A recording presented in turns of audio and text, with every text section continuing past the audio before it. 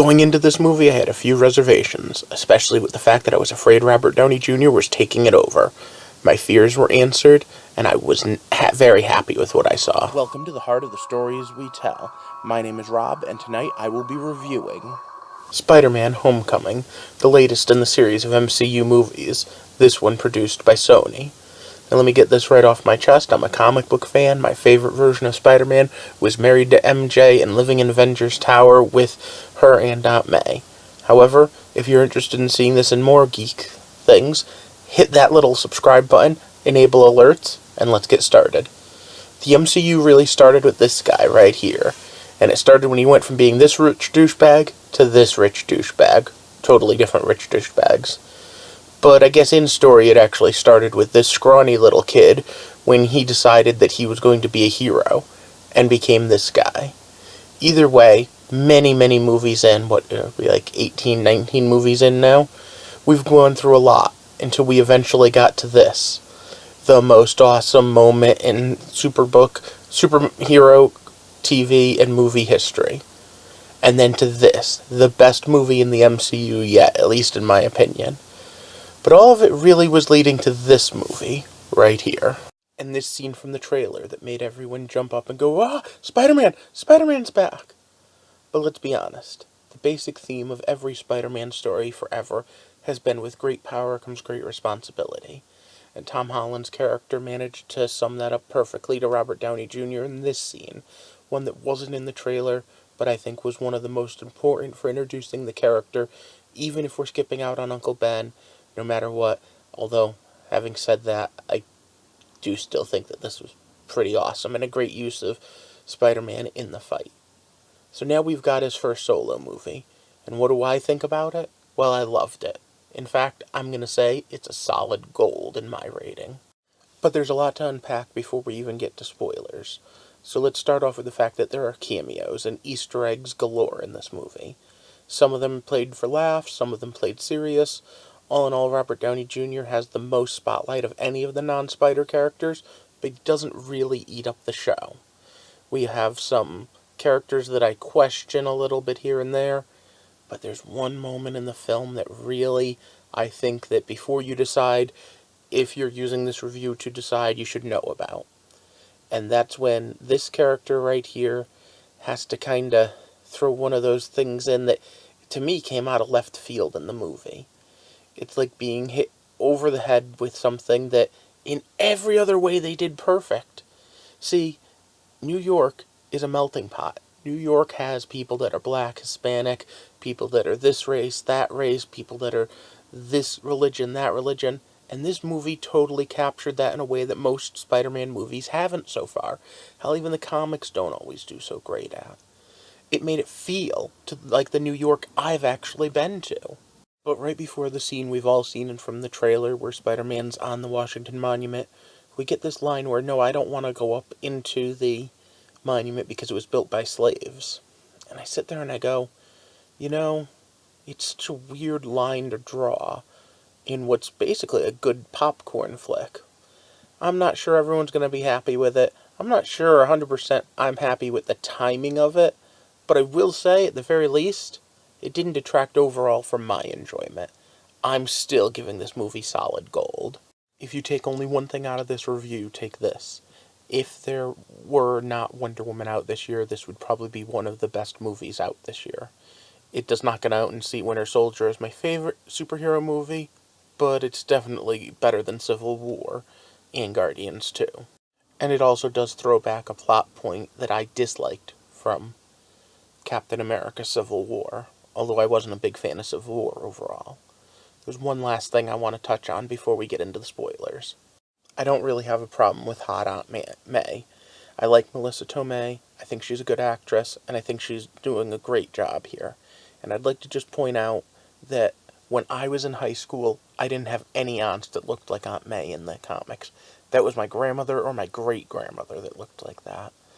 Even today, when I've spent more years out of school than I was in school. Wow, I'm old. Is collecting comics and watching comic book movies my version of a midlife crisis? Huh. Alright, stick a pin in that for later self-thought. Think back to your own years in high school.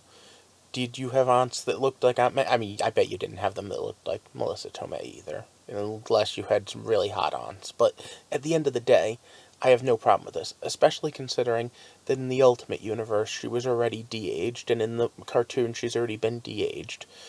She normally still has the gray hair, but I'm fine with this, especially since, with everything going on, I expect that this set of movies might be leading to the end of the Ultimate Line version of Spider-Man. So here's your chance if you haven't seen the movie yet, click off now, because... So once again, it's stop. Spoiler time. I honestly think we should start by addressing the elephant in the room before I even do the points of elements of fiction. How much is Robert Downey Jr. in this movie? Not as much as I would have thought. In fact, the trailers and the commercials pretty much give away 3/4, if not more, of his scenes. For the most part, this is Spider-Man's story.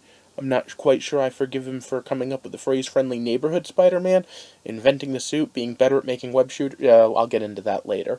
But this is very much a Spider-Man movie.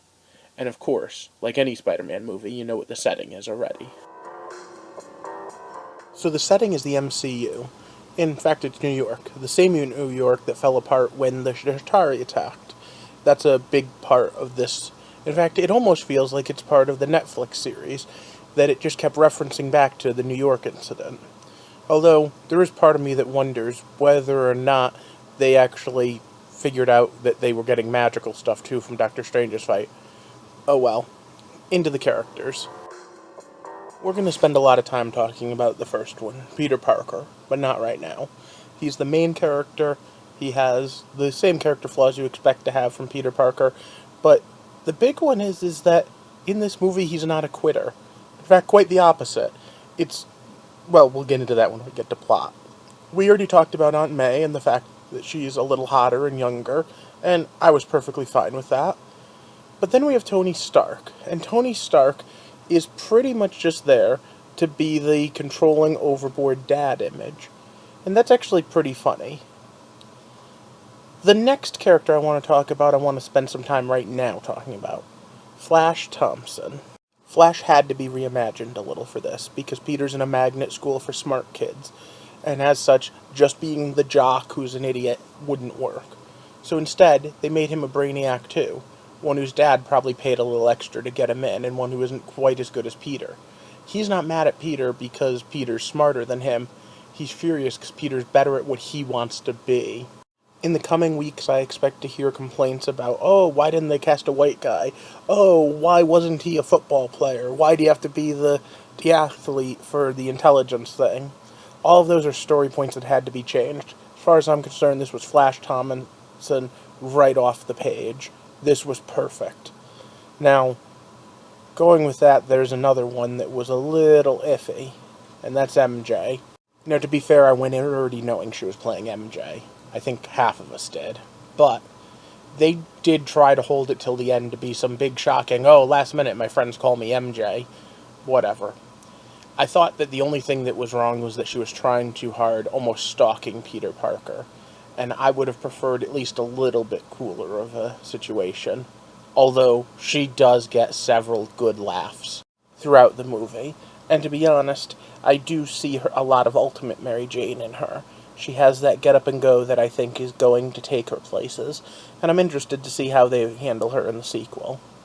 Speaking of sequel work, we have Ned Leeds. Ned is pretty cool. In fact, he's the type of friend I had in high school and college.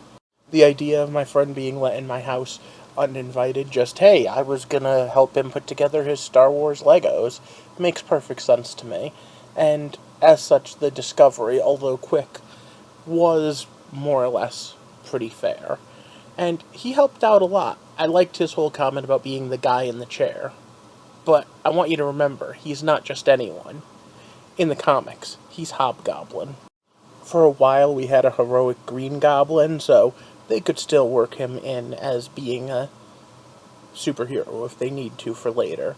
But all in all, I enjoyed him, especially with how he complained he couldn't keep the secret, but did. Then we had the villains, and you know what? The villains were very strong. Now, I'm going to just say this right now. At no point do we call them by any of their code names except Shocker. We actually get 2 Shockers. That's right. So we never actually have him facing the Vulture. He does call him Big Bird, and there's lots of examples of things that could make him named the Vulture. They could even name him that in a sequel. But at the end of the day, it's just another example of the MCU being too afraid to use something from the comic books because it was too comic booky. I don't know what was the matter with the name Vulture. You have someone named Spider-Man. So what was the plot? Glad I asked me. So the plot is pretty much every Spider-Man movie we've ever had. Yes, we didn't have the origin retold, except for in a little throwback, wait, you got bit by a spider? We didn't really have any mention of Uncle Ben other than in the ethereal after everything that happened in May.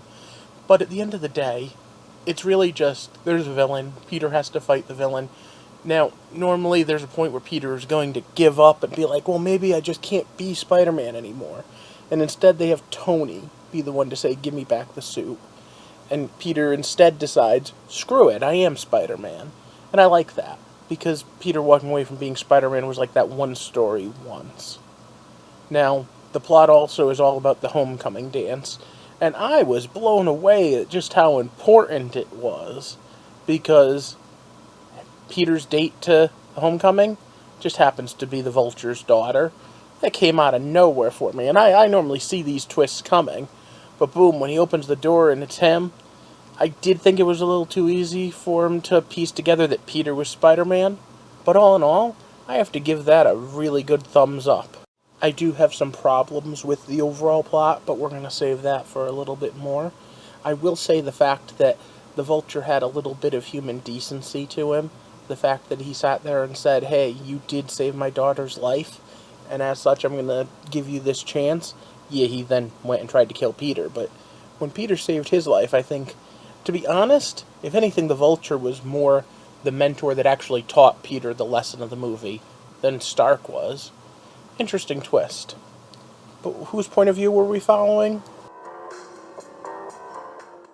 So I don't know what you expect me to say here. Of course we're following Peter. Peter's the star of the movie, his name's on the marquee, and we follow him through just about everything. In fact, I'd have to say, he was one of the better point of view characters for the MCU, and I really liked the way they did it. Tom Holland definitely proved his acting chops in this.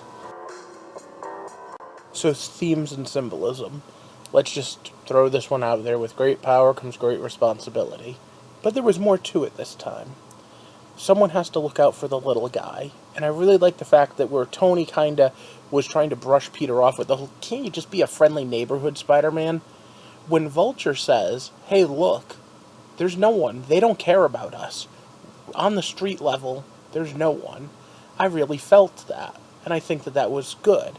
Of course, it's undercut by the fact that Agents of S.H.I.E.L.D. that seems to be all but forgotten, and I'm going to get to another complaint about that. And the Defenders. The Defenders are a New York-based street-level hero team. Alright, we also have the pretty fun moments where Cap is trying to give these lessons, and I really liked the symbolic way of using those old PSAs that they made us all watch in school. The last one they show, and you'll know it when you see it. I swear it was Chris Evans asking, wait, how many of these do I have to do?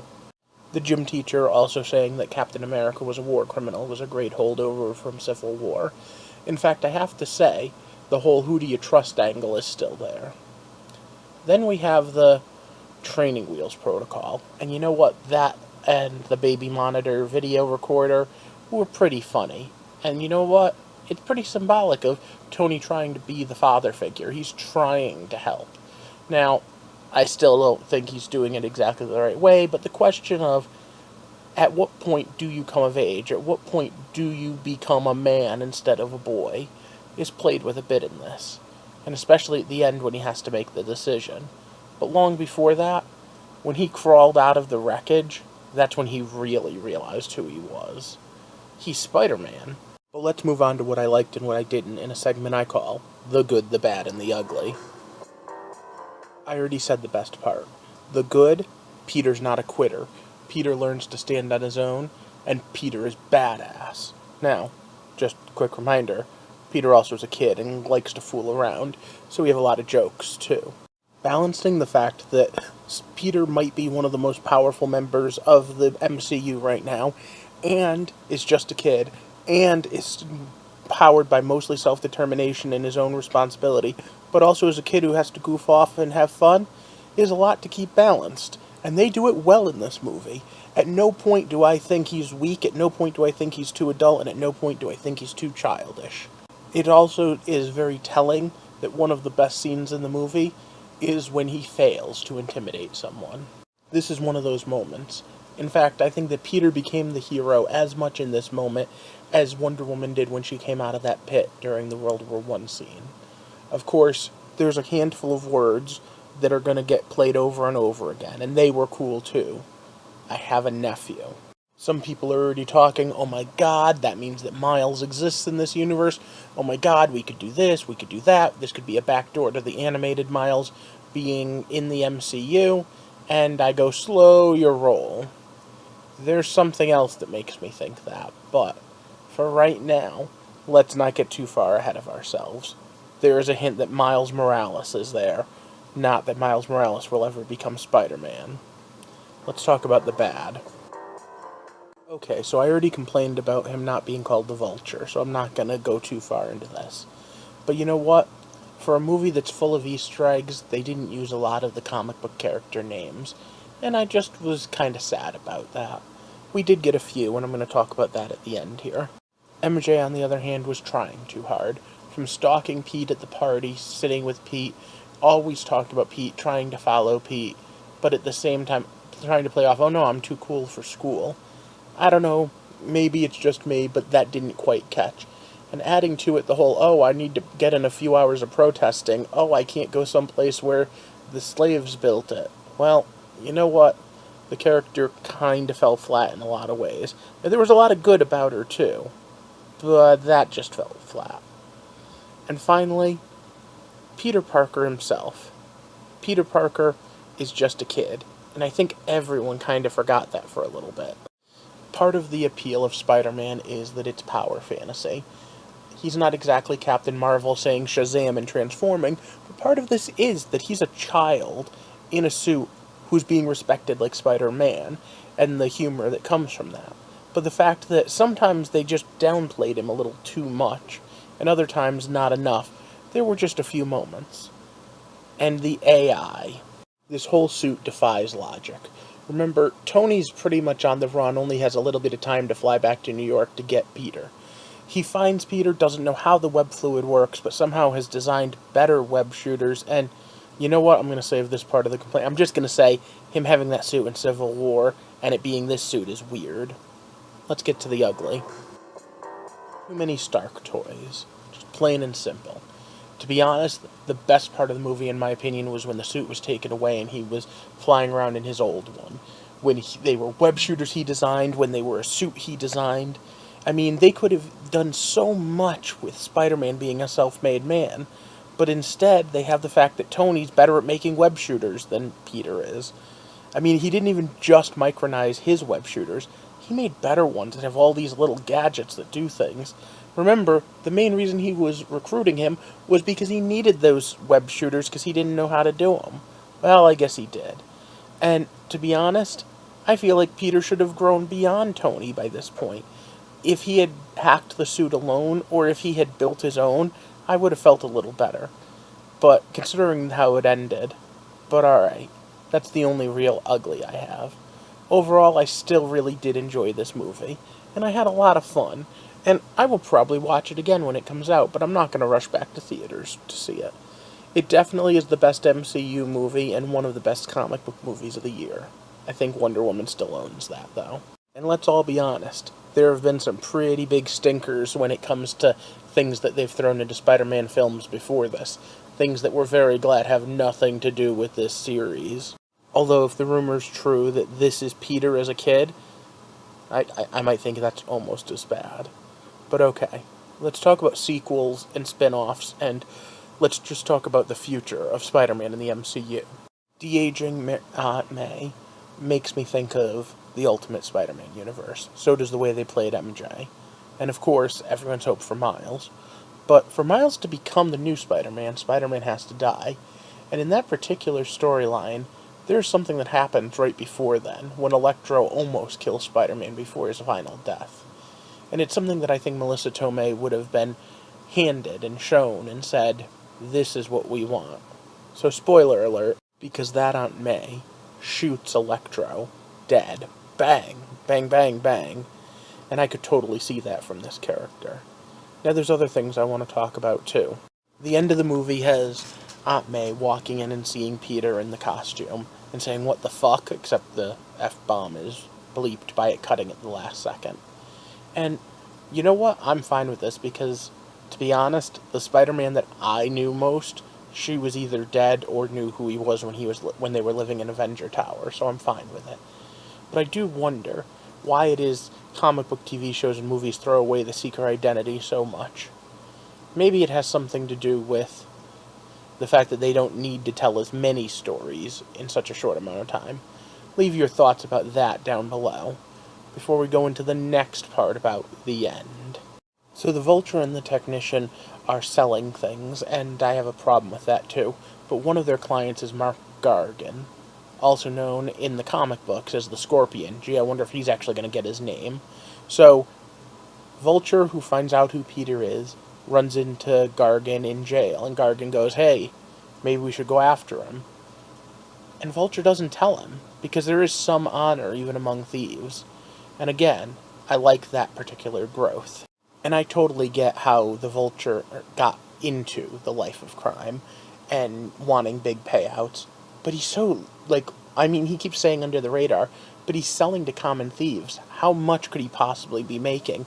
Of course he needs to keep going. I'm pretty sure any government, even the U.S. government, would pay good money for the designs of that Vulture suit. But that's like supervillain problem 101, right? So then we have the other ending. Yeah, this movie has a lot of endings. And we have the fact that Peter is going to get the suit back, but beforehand, he's invited to go to the Avengers base. And hey, you can live next to Vision. Although, I'm not understanding why the Avengers have to live on campus, but whatever. And Pete turns it down. And there's part of me that says, good on you, mate. I don't think I'd want to be part of it either. Again, especially after the whole discussion about being for the little guy. But at the end of the day, I don't think that Tony quite understood it. But there was this dramatic scene and the whole why Peter walked away, and you knew it was going to be broken up by a joke. But the joke that was there really fell flat because it was an Iron Man joke. And part of me sits there and goes, alright, if you're going to not have another Iron Man movie, could we please not tease, oh, Pepper broke up, oh no, Pepper and him are back together? Steaming along towards the Infinity War, we're going to need all hands on deck.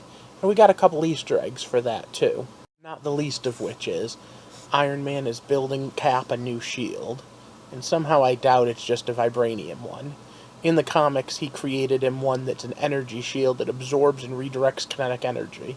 I'm curious if we're going to see something like that in Infinity War, or if it's just a throwaway line. Either way, there's a lot going on with Infinity War, and a lot we're going to have to learn to catch up on, and Peter's going to be in way over his head. I just dissected the Infinity Gauntlet and have the Infinity War coming up soon in my Throwback Thursday series. But it's after midnight, so I'm going to wrap up this almost 30-minute video by asking you to hit that like button, share this video, and of course subscribe, because I'm trying to build a community, and as I do, I'd like you to be a part of it, where we take a look at why we tell stories, how we tell stories, and there's a lot more to go into with Homecoming.